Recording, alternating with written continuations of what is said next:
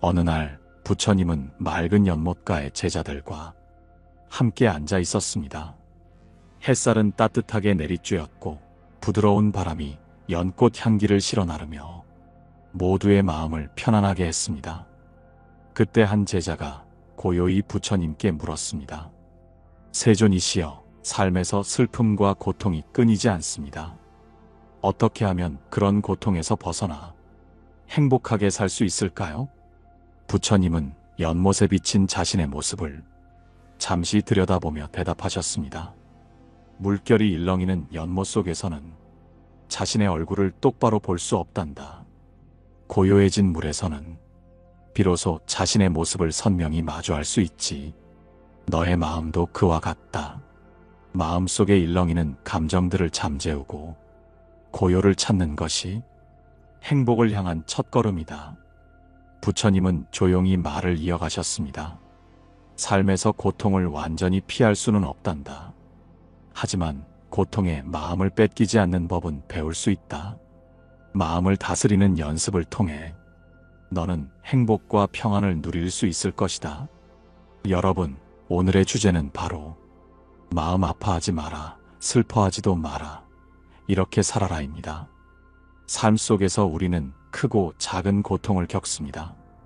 때로는 뜻하지 않게 찾아온 슬픔이 우리의 삶을 멈추게 하기도 하고 희망의 끈을 놓게 만들기도 합니다.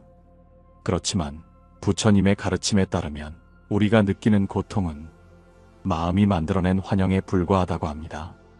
마음의 상태를 어떻게 다스리느냐에 따라 삶의 슬픔이 줄어들고 평온한 상태로 나아갈 수 있습니다. 오늘은 이 주제에 대해 깊이 이야기하며 부처님의 지혜를 통해 우리의 삶을 돌아보는 시간을 가지려고 합니다. 여러분은 지금 어떤 마음으로 하루를 보내고 계신가요? 혹시 걱정과 슬픔으로 마음이 무거운 상태는 아닌가요? 그렇다면 오늘의 이야기가 여러분의 마음에 작은 위로와 힘이 되기를 바랍니다. 부처님께서는 우리가 마음속의 괴로움을 해소하기 위해 몇 가지 중요한 원칙을 알려주셨습니다. 첫째, 모든 것은 변한다는 사실을 받아들이는 것입니다. 삶의 모든 것은 변하며 그 변화를 막을 수 없다는 것을 이해하는 것에서 고통의 줄기가 약해지기 시작합니다. 한 제자가 부처님께 물었습니다.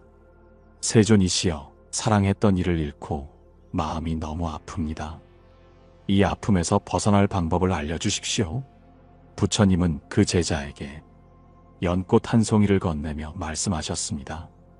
이 연꽃이 피어난 모습이 아름답지 않느냐? 하지만 이 꽃도 곧 시들고 떨어질 것이다. 그렇다고 해서 지금의 이 꽃이 아름답지 않은 것은 아니지 않느냐? 그리고 덧붙이셨습니다. 삶에서 일어나는 모든 일은 연꽃과 같다. 그 순간에 충실하고 변화를 두려워하지 않을 때 비로소 너의 마음은 고통에서 벗어나게 된다. 이처럼 부처님은 모든 것은 변하기 마련이라는 삶의 진리를 받아들일 것을 강조하셨습니다. 여러분, 혹시 지금 변화를 두려워하거나 과거의 상처에 머물러 있지는 않으신가요? 그렇다면 잠시 고요히 눈을 감고 그 모든 것 또한 지나가는 연꽃의 순간임을 되새겨보세요. 둘째, 마음의 고요를 찾는 명상을 실천하는 것입니다. 명상은 우리의 생각과 감정을 정리하고 마음을 안정시키는 강력한 도구입니다. 부처님은 명상을 통해 마음속 고통을 해소하고 평온을 찾을 수 있다고 가르치셨습니다. 부처님과 함께 생활했던 한 제자가 있었습니다. 그는 자신의 마음을 다스리지 못해 늘 불안과 초조에 시달렸습니다. 어느 날 부처님께 와서 물었습니다. 세존이시여, 제 마음은 늘 바람에 흔들리는 갈대와 같습니다. 이 마음을 어떻게 고요히 할 수 있을까요? 부처님은 조용히 연못가에 자리를 가리키며 말씀하셨습니다. 그곳에 앉아 연못의 물결을 바라보며 눈을 감고 그 물결이 가라앉을 때까지 기다려보거라. 너의 마음도 그러하다. 바라보고 기다리는 인내와 연습 속에서 고요를 찾을 수 있다. 이처럼 명상은 우리가 삶 속에서 겪는 괴로움을 고요하게 마주하고 스스로의 내면을 치유할 수 있는 길을 제시합니다. 여러분도 잠시 시간을 내어 명상의 힘을 경험해 보세요. 고요히 앉아 마음속에 떠오르는 생각과 감정을 바라보세요. 그것을 억지로 밀어내거나 붙잡으려 하지 말고 있는 그대로 흘러가게 두는 것입니다. 오늘 우리는 첫걸음으로 삶에서 고통을 피하지 않고 받아들이는 법과 마음의 고요를 찾는 명상의 중요성에 대해 이야기했습니다. 다음으로 이어질 이야기는 이 고요 속에서 진정한 행복과 평안을 찾는 법에 대해 더 깊이 알아보는 시간입니다. 앞서 우리는 마음의 고요를 찾는 명상의 중요성과 삶의 변화를 받아들이는 자세에 대해 이야기했습니다. 하지만 마음의 평온을 유지하기 위해 우리에게 또 하나 중요한 것이 있습니다. 바로 집착을 내려놓는 법입니다. 부처님께서는 집착이야말로 삶의 고통을 만들어내는 근원이라고 말씀하셨습니다. 우리는 물질, 관계, 감정에 집착하며 그것을 잃을까 두려워하거나 충족되지 않으면 슬퍼합니다. 그렇다면 집착을 어떻게 내려놓을 수 있을까요? 한 번은 부처님이 제자들과 함께 숲길을 걷고 계셨습니다. 길을 걷던 중 한 나무 아래에 앉아 울고 있는 여인을 보게 되었습니다. 그녀는 한 손에 깨진 도자기를 들고 서럽게 흐느끼고 있었습니다. 부처님께서 그녀에게 다가가 물으셨습니다. 그대는 무엇 때문에 이렇게 울고 있습니까? 여인은 도자기를 보이며 말했습니다. 이 도자기는 제 어머니께서 남겨주신 것입니다. 평생 소중히 간직하며 모셨는데 오늘 실수로 떨어뜨려 깨져버리고 말았습니다. 이 도자기가 없으면 어머니와의 추억도 모두 사라져버릴 것 같습니다. 저는 너무 슬픕니다. 부처님은 부드럽게 미소 지으며 말씀하셨습니다. 그대는 이 도자기를 소중히 여기며 간직했지만 그것이 영원히 깨지지 않을 것이라고 믿었습니까? 여인은 고개를 저으며 말했습니다. 아니요, 깨질 수 있다는 것을 알고 있었습니다. 하지만 그 순간이 이렇게 빨리 올 줄은 몰랐습니다. 부처님은 고개를 끄덕이며 말씀하셨습니다. 이 세상 모든 것은 언젠가 사라지고 변하기 마련이다. 하지만 그것이 사라졌다고 해서 그대의 어머니와의 추억까지 사라지는 것은 아니다. 물질은 언젠가 깨지고 사라질 수 있지만 그대의 마음속에 남은 사랑과 기억은 결코 깨지거나 사라지지 않는다. 집착을 내려놓는 것은 그것을 잊는 것이 아니라 있는 그대로 받아들이는 연습을 하는 것이다. 여인은 부처님의 말씀을 듣고 조용히 눈물을 닦으며 깨달음을 얻었습니다. 그녀는 도자기의 조각을 차곡차곡 모아 다시 길을 떠났습니다. 여러분, 우리도 이 여인처럼 삶의 어떤 부분에 집착하고 있지는 않은가요?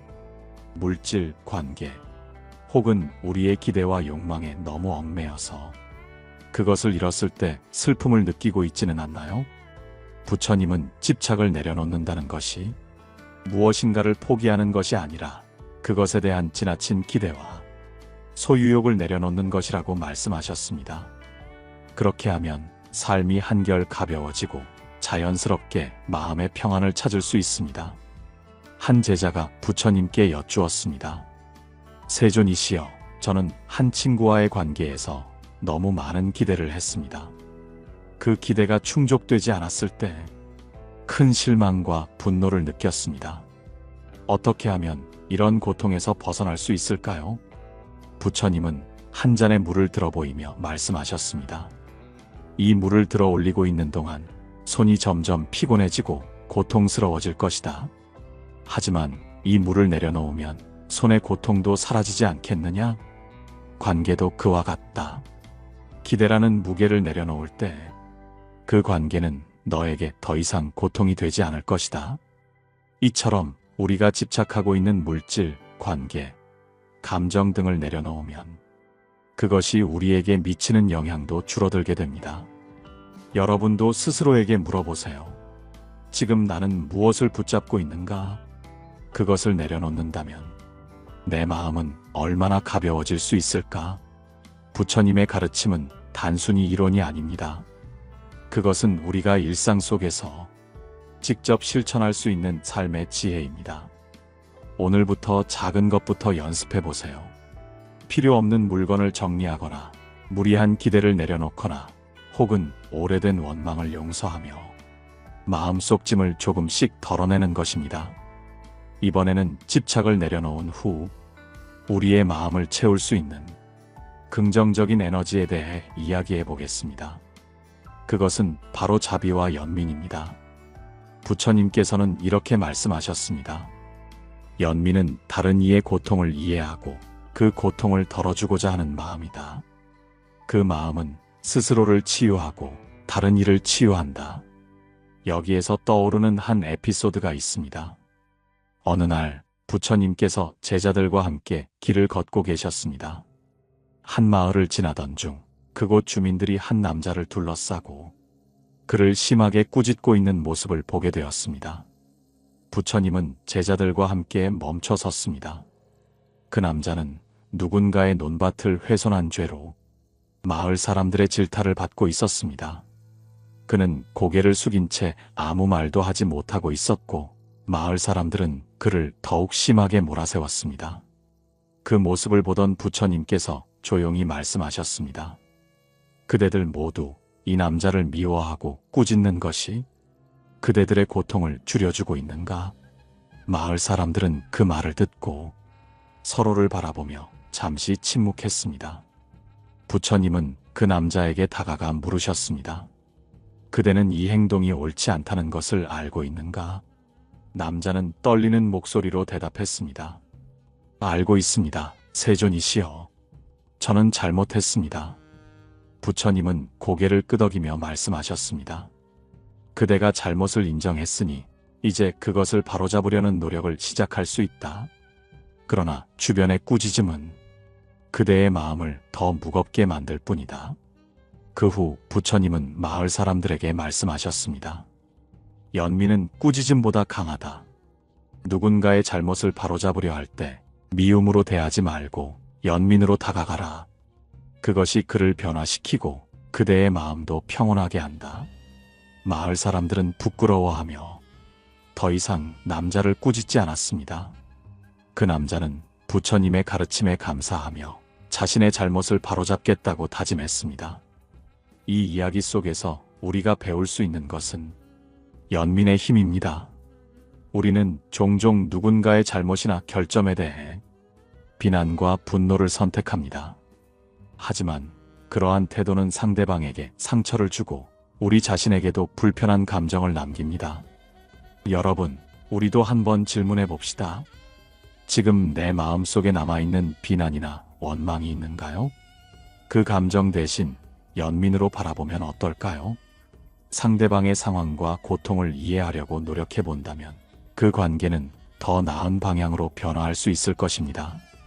불교에서는 자타불이라는 가르침이 있습니다. 이는 나와 타인은 둘이 아니라 하나라는 뜻입니다. 다른 사람의 고통을 이해하고 도우려는 연민의 마음은 곧 나 자신을 치유하는 길이기도 합니다.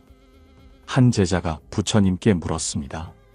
세존이시여, 저는 한 친구가 저에게 상처를 준 이후로 그를 용서할 수가 없습니다. 이런 마음에서 어떻게 벗어날 수 있을까요? 부처님은 미소를 지으며 말씀하셨습니다. 용서는 상대방을 위한 것이 아니라 내 자신을 위한 것이다. 용서를 통해 내 마음의 고통을 덜어내고 평화를 찾을 수 있다. 용서와 연민은 따로 떨어져 있는 것이 아닙니다. 우리가 연민으로 누군가를 바라볼 때 그를 용서하는 마음도 자연스럽게 생겨납니다. 그리고 그 과정에서 우리 자신의 마음도 더 가벼워지고 평온해집니다. 여러분, 오늘 하루 동안 누군가를 연민의 시선으로 바라보는 연습을 해보세요. 가까운 가족, 친구, 혹은 지나가는 낯선 사람에게도 따뜻한 미소나 배려를 건네보는 겁니다. 그 작은 행동 하나가 우리 마음속에 큰 변화를 가져올 수 있습니다. 우리는 앞서 연민과 자비의 마음이 어떻게 우리를 치유하고 삶을 더 풍요롭게 만드는지에 대해 이야기했습니다. 이제 이 마음을 삶 속에서 어떻게 실천할 수 있는지에 대해 더 깊이 들어가 보겠습니다. 불교의 가르침 중에는 보시라는 개념이 있습니다. 보시는 단순히 물질적인 나눔을 의미하는 것이 아니라 마음을 내어주는 행위입니다. 누군가에게 미소를 짓는 것, 따뜻한 말 한마디를 건네는 것조차 보시의 중요한 형태입니다. 부처님께서 계시던 시절 한 부자가 있었습니다. 그는 많은 재산을 가지고 있었지만 늘 불안해하고 남들을 의심하며 살았습니다. 그는 부처님께 찾아가 물었습니다. 세존이시여, 저는 많은 것을 가졌지만 왜 이렇게 불행할까요? 부처님은 그에게 물으셨습니다. 그대는 가진 것을 다른 이들과 나눈 적이 있는가? 부자는 고개를 저으며 대답했습니다. 아닙니다, 세존이시여. 제가 가진 것을 나누면 그만큼 잃게 되지 않습니까? 부처님은 빙그레 웃으시며 말씀하셨습니다.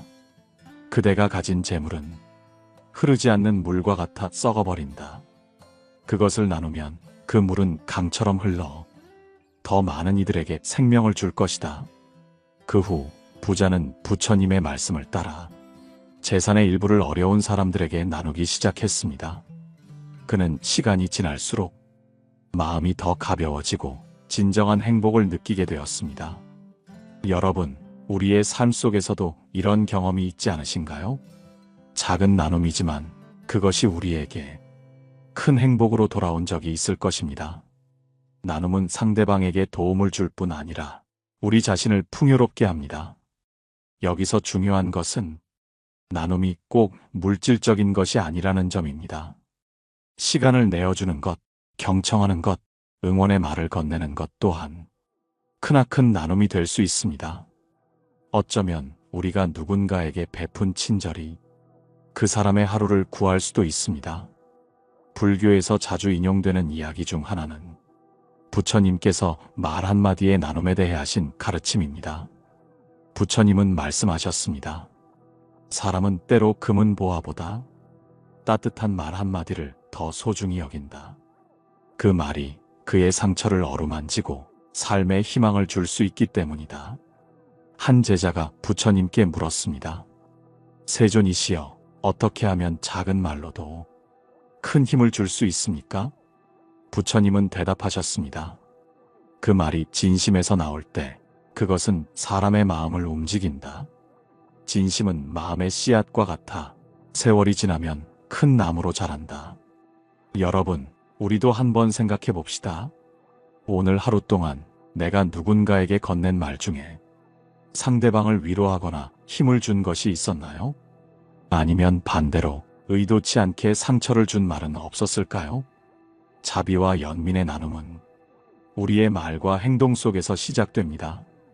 한 번쯤 주변을 둘러보고 도움이 필요한 사람에게 손을 내밀어 보세요. 큰 도움이 아니어도 괜찮습니다. 그저 함께 있어주는 것만으로도 상대방에게는 큰 위로가 될 수 있습니다. 오늘 하루 작은 나눔의 실천을 결심해 보는 건 어떨까요?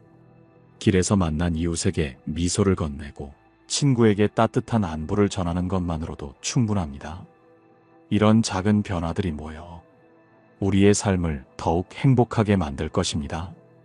우리가 이러한 나눔과 자비를 지속적으로 실천하기 위해 어떻게 마음을 다스릴 수 있는지에 대해 이야기하겠습니다.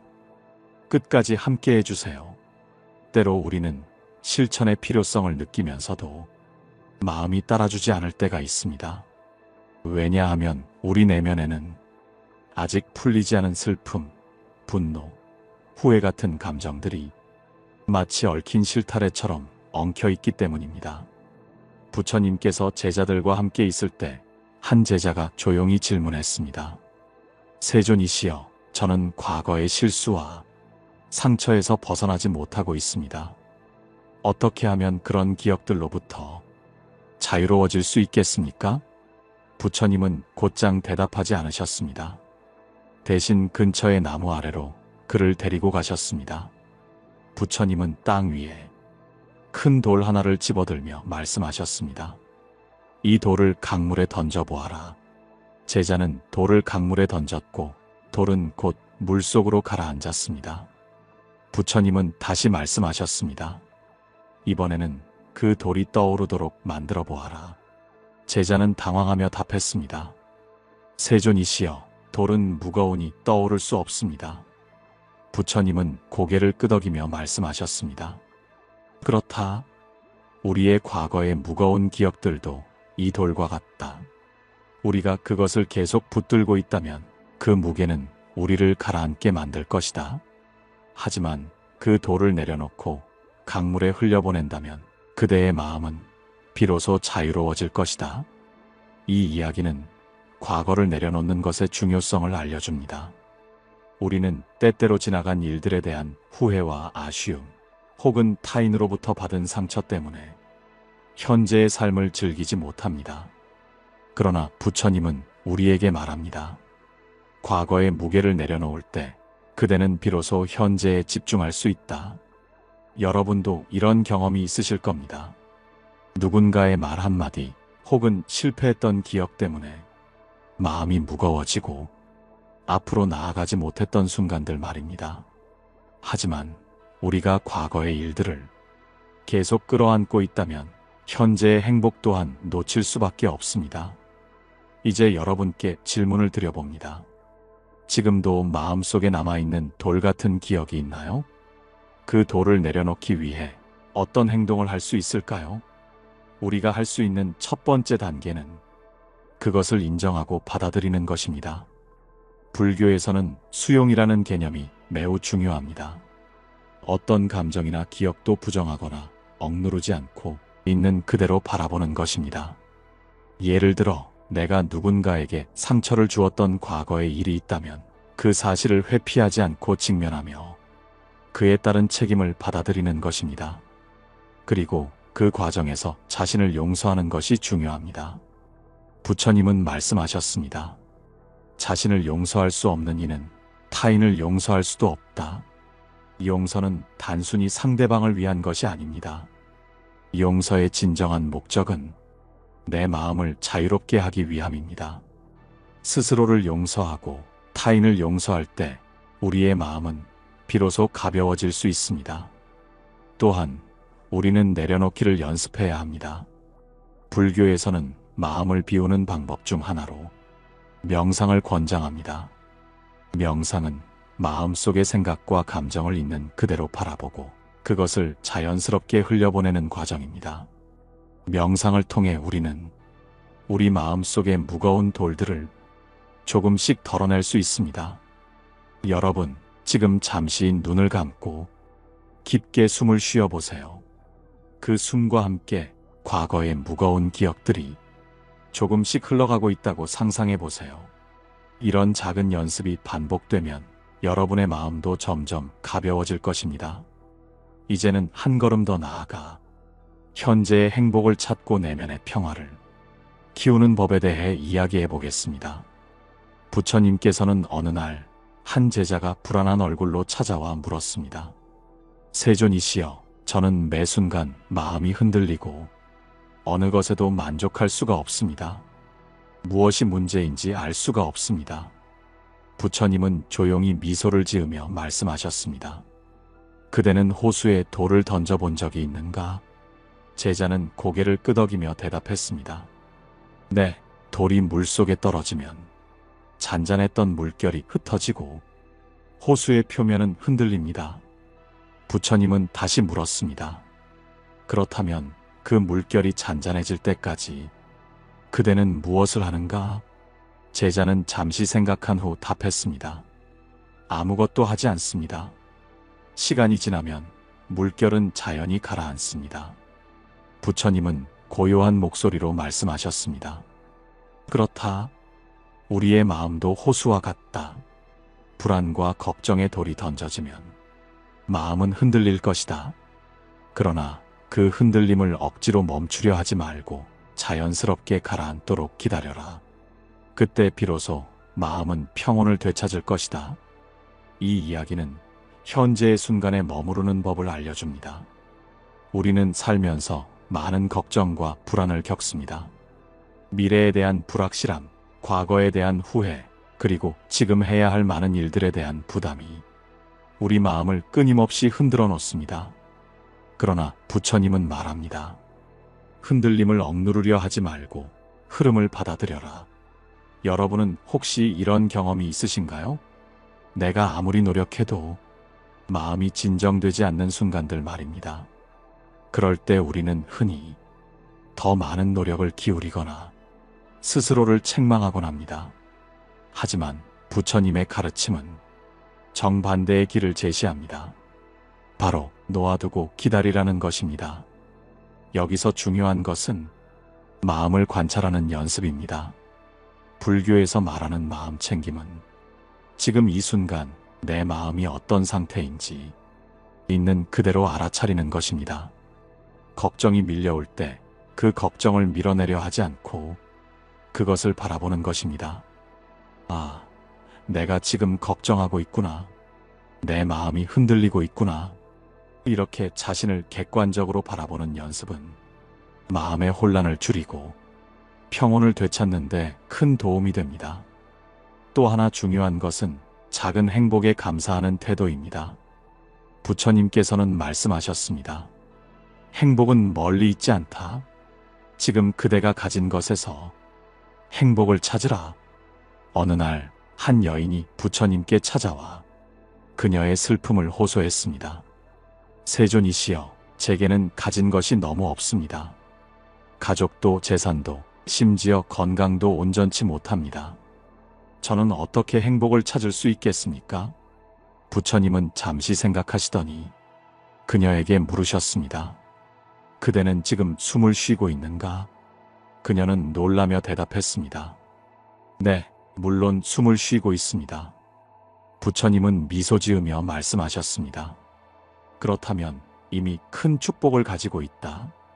숨을 쉴 수 있다는 것은 생명을 가지고 있다는 뜻이다. 그리고 생명을 가진 자는 언제나 새롭게 시작할 수 있다. 이 이야기는 우리에게 작은 감사의 중요성을 알려줍니다. 우리는 종종 행복을 멀리서 찾으려 합니다. 더 많은 재산, 더 높은 성취, 혹은 더 나은 조건들을 원하며 현재의 행복을 놓치고 맙니다. 그러나 부처님은 우리에게 말합니다. 지금 가진 것에 감사하라. 그 감사가 바로 행복의 씨앗이다. 여러분, 지금 잠시 눈을 감고 여러분이 가진 것을 떠올려 보세요. 숨을 쉴 수 있는 몸, 누군가를 사랑할 수 있는 마음, 오늘 이 방송을 들을 수 있는 시간. 이 모든 것은 이미 여러분에게 주어진 축복입니다. 여러분, 지금까지 우리는 마음을 흔드는 불안과 걱정을 다스리는 방법, 그리고 작은 행복의 씨앗을 발견하는 방법에 대해 이야기했습니다. 이제 마지막으로 그 행복의 씨앗을 어떻게 키우고 삶의 풍요로움으로 바꿀 수 있는지에 대해 이야기해 보겠습니다.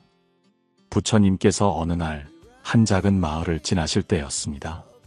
마을 사람들은 부처님을 반갑게 맞이하며 그들에게 가르침을 주시길 청했습니다. 그중 한 농부가 물었습니다. 세존이시여, 저는 하루 종일 일하고도 늘 부족함을 느낍니다. 왜 제 삶은 이렇게 힘들기만 한 걸까요? 부처님은 농부의 질문에 조용히 대답하셨습니다. 그대가 씨를 심으면 바로 다음 날 열매를 얻을 수 있던가? 농부는 고개를 저으며 말했습니다. 아닙니다, 세존이시여. 씨앗은 시간이 지나야 싹이 트고 그 후에야 열매를 맺습니다. 부처님은 미소를 지으며 말씀하셨습니다. 그렇다. 삶도 이와 같다. 행복이라는 열매는 인내와 꾸준한 노력을 통해 얻어진다. 조급해하지 말고 자신의 씨앗을 잘 돌보라. 그러면 결국 열매를 맺을 것이다. 부처님의 이 가르침은 삶의 기본 원리를 단순하면서도 깊이 있게 보여줍니다. 행복은 노력 없이 찾아오지 않습니다. 우리는 작은 씨앗을 심고 그것을 매일 돌보는 정성이 필요합니다. 씨앗을 심은 후엔 물을 주고 잡초를 뽑고 햇빛이 드는 곳에 두어야 합니다. 우리 삶의 행복도 이와 같습니다. 좋은 습관을 만들고 긍정적인 생각을 심으며 그것을 꾸준히 가꾸어야 합니다. 예를 들어 우리가 매일 아침 작은 감사 일기를 쓰는 습관을 들인다면 그것은 마음속 씨앗에 물을 주는 것과 같습니다. 오늘 아침 따뜻한 햇살을 느꼈다. 가족과 함께 식사를 했다. 이런 소소한 감사들이 쌓이면 삶 전체가 점점 밝아지는 것을 느낄 수 있습니다. 또한 다른 사람과의 관계 속에서 행복의 씨앗을 키우는 것도 중요합니다. 부처님께서는 말씀하셨습니다. 행복은 나누는 자에게 더 크게 돌아간다. 우리의 작은 친절과 사랑은 다른 사람에게도 행복의 씨앗이 될 수 있습니다. 그 씨앗은 시간이 지나 우리에게 더 큰 열매로 돌아오게 됩니다. 한 제자가 부처님께 물었습니다. 세존이시여, 사람을 도와주었는데 그들이 감사하지 않는다면 그 선행은 의미가 없는 것 아닙니까? 부처님은 웃으며 대답하셨습니다. 바람이 불면 모든 나뭇잎이 흔들리지 않듯이 모든 이가 그대의 선행에 감사하지는 않을 것이다. 그러나 그대가 씨앗을 심으면 그 열매는 반드시 그대에게 돌아올 것이다. 여러분은 어떤 씨앗을 심고 계신가요? 혹은 심고 싶으신가요? 잠시 생각해 보세요. 여러분이 다른 사람에게 보여주는 미소, 작은 도움의 손길, 그리고 나누는 따뜻한 말들이 다른 이들에게는 큰 위로와 힘이 될 수 있습니다. 그것이 곧 세상을 조금 더 밝게 만드는 행복의 씨앗이 될 것입니다. 오늘 방송을 마무리하며 부처님의 한 가지 가르침을 전하고 싶습니다. 현재의 행복은 멀리 있지 않다. 그대가 가진 것을 감사하고 그 감사함을 나눌 때 행복은 곁에 머물 것이다. 지금까지 이야기한 내용들을 통해 여러분의 삶에 작은 변화가 시작되길 바랍니다. 오늘의 방송이 여러분께 마음의 평온과 희망을 전할 수 있었다면 저는 더할 나위 없이 기쁠 것입니다. 댓글을 통해 여러분의 생각과 이야기를 들려주세요. 여러분의 소중한 경험과 의견은 저에게도 큰 배움과 영감이 됩니다. 여러분과 함께 더 깊은 이야기를 나눌 날을 기대하며 오늘도 평온한 하루 보내시길 바랍니다. 감사합니다. 고요한 울림이었습니다.